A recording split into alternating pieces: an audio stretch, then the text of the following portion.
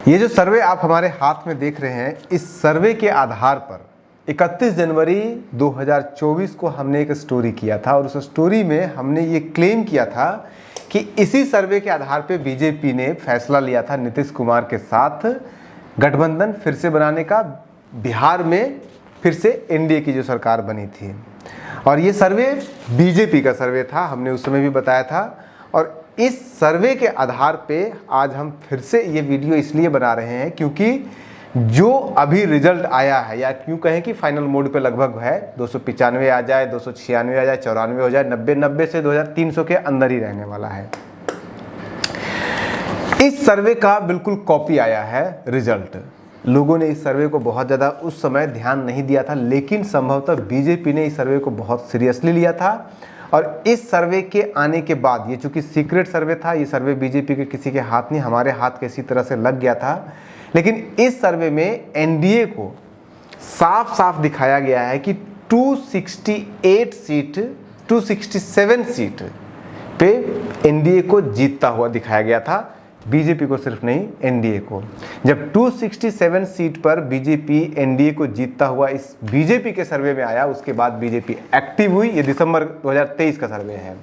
Active हुई, उन्हें पता था कि 267 में काम नहीं चलने वाला है, उन्हें कम से कम 2-3 अलाई ऐसे चाहिए जो कम से कम इसको 272 का पार कर सकता है। और उसके बाद फिर बीजेपी एक्टिव हुई, हर कीमत पर हर तरह से नीतीश कुमार को वापस लाया गया, टीडीपी को लाया गया, जयंत चौधरी को लाया गया और फिर राजभर जी को लाया गया।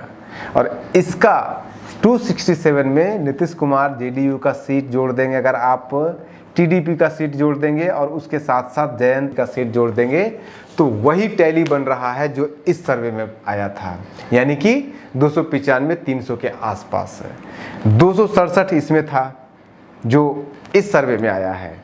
उसके ऊपर से 12 सीटें लगभग आ रही है जेडीयू को, लगभग उसी के आसपास। 16 सीटें टीडीपी को, 2 सीट आरएलडी को आ रहा है। और अगर इन सबको जोड़ देंगे तो 7 2 9 और 6 15, 2 17 1 18 और 6 2 8 और 1 9, 298 सीट भी आ रही है। यानी कि जो बीजेपी का, ये हमारा नहीं है, हम न्यूज़ हंटर किसी भी कीमत पर किसी भी तरह का पोल सर्वे, पोल प्रिडिक्शन या एग्जिट पोल में विश्वास करता ही नहीं है, किसी कीमत पे नहीं विश्वास करते हैं। हालांकि इसका मतलब ये नहीं कि हम घूमते नहीं हैं, हम भी घूमे हैं इस लोकसभा चुनाव के दौरान। चूंकि हमारा न्यूज़ हंटर बिहार सेंट्रिक है, तो हम 7 लोकसभा क्षेत्रों में लगभग 30-35 गांव और लगभग 20 से 25 शहर कस्बों में हम घूमे। वहाँ पे हमने स्टोरी किया, लोगों से बातचीत किया, घंटों शूट भी किया, कई हमने आपको पब्लिक ओपिनियन भी आपको वीडियो दिया। लेकिन उस आधार पे हम नहीं क्लेम कर सकते हैं कि कौन सा सीट कौन जिता सकता है, और ख़ास करके आपके सामने नहीं कर सकते हैं। आम बोलचाल में हम बता सकते हैं कि हाँ उसका हमें ज़्यादा दिखा, लेकिन इसका मतलब ये नहीं कि वही सच्चाई है। क्योंकि आप किसी लोकसभा क्षेत्र में 5000 गांव है, या किसी भी लोकसभा क्षेत्र में 1800 बूथ है, उन 1800 बूथों में से आप 180 बूथ पर या 50 बूथ पर जा करके आप नहीं पता कर सकते हैं, वो इम्पॉसिबल सा होता है। और यही कारण है कि इस बार फिर से फेल हुआ है।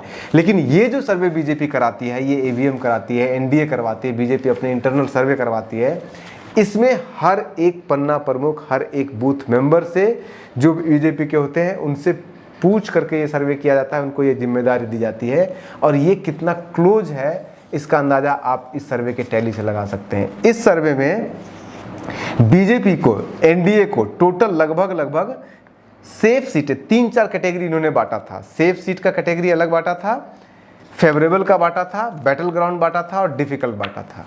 तो अगर आप सेफ देखेंगे तो बीजेपी को लगभग 117 सीटें के आसपास सेफ इसमें दिखाया गया था, और उसके बाद लगभग 150 सीटें फेवरेबल था। और इन दोनों को अगर आप मिला देंगे तो लगभग टोटल हो जाता है 267 सीट पर बीजेपी एनडीए यहाँ पे जीतते हुई दिख रही थी उनके हिसाब से। उसके अलावा बैटल ग्राउंड था, बाकी जितने भी थे, या तो बैटल ग्राउंड था या फिर अनसेफ सीटें थी, या फिर जिसे कह सकते हैं कि डिफ़िकल्ट सीट है, जिसको इन्होंने नाम दिया है, हाँ डिफ़िकल्ट सीट इन्होंने नाम दिया है। अगर उसको भी आप देखेंगे तो डिफ़िकल्ट सीट और फेवरेबल सीट को अगर आप जोड़ देंगे तो ये लगभग बन जाता है 267 के बाद जितना भी। और उस समय जब ये सर्वे हो रहा था तब नीतीश कुमार टीडीपी या जयंत चौधरी एनडीए का हिस्सा नहीं थे। उसके बाद फिर आप अगर याद आपको होगा तो आप ये भी ध्यान रखिए कि उसके बाद, इस सर्वे के बाद बीजेपी एक्टिव सिर्फ नीतीश कुमार के लिए नहीं हुई थी। उन्होंने हर संभव प्रयास किया कि किसी भी कीमत पर उड़ीसा में साथ में लाया जाए नवीन पटनायक जी को, लेकिन वो नहीं आए। हालांकि उससे बहुत ज़्यादा घाटा हुआ नहीं उन्हें।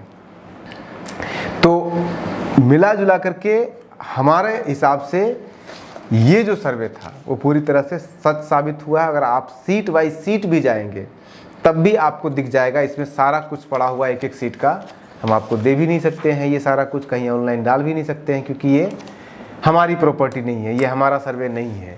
लेकिन इस सर्वे में साफ साफ दिया हुआ है। आप कहेंगे तो जैसे कि सेफ सीट में बिहार के अंदर आपका एक सीट दिखाया गया था पटना साहिब को। उसके बाद फिर अगर आप मध्य प्रदेश में, लोग कह रहे हैं ना मध्य प्रदेश में बहुत अच्छा परफॉर्म किया है, मध्य प्रदेश में देखिएगा तो 13 सीटें सेफ थी मध्य प्रदेश के अंदर उस सर्वे के अनुसार। तो ये रिफ्लेक्शन है इसी सर्वे का कि आज की डेट में सबसे बढ़िया परफॉर्म अगर की है मध्य प्रदेश में।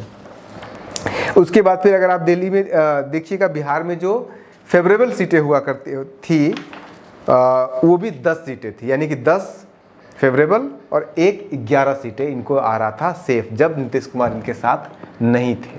उसके बाद फिर जब इन्होंने अलायंस किया तब उसके बाद फिर, और यही लोग कह भी रहे थे कि अगर इंडिया अलायंस होता, नीतीश कुमार इंडिया अलायंस में होते तो फिर बीजेपी को 10 सीटों से ज़्यादा नहीं आने वाला था। ये पब्लिक डोमेन में भी लोग बोल रहे थे और यही इस सर्वे में भी आया था।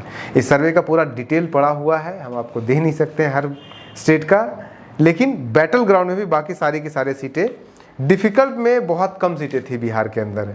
और वो आपको साफ दिख रहा है कि जैसे ही बिहार डिफ़िकल्ट में देखिए, एक सिर्फ मधेपुरा था और एक सुपौल था, एक अररिया था।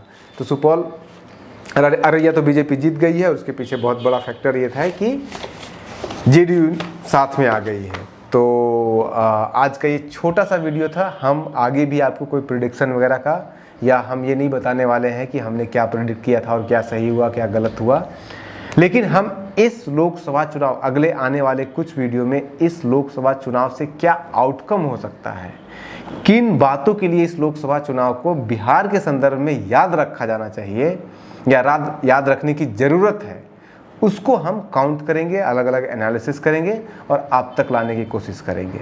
बने रहिए न्यूज़ हंटर के साथ। लोकसभा चुनाव खत्म हो गया है, लेकिन अभी तो असली दौर आना है जब हम एक एक सीट का एनालिसिस करेंगे, क्यों, कब, कैसे और क्या गलती हुई जिसके कारण ये सब सीटें कोई पार्टी जीती या कोई पार्टी हार गई। उसके ऊपर पूरा डिटेल एनालिसिस रहेगा। बने रहिए न्यूज़ हंटर के साथ। नमस्कार।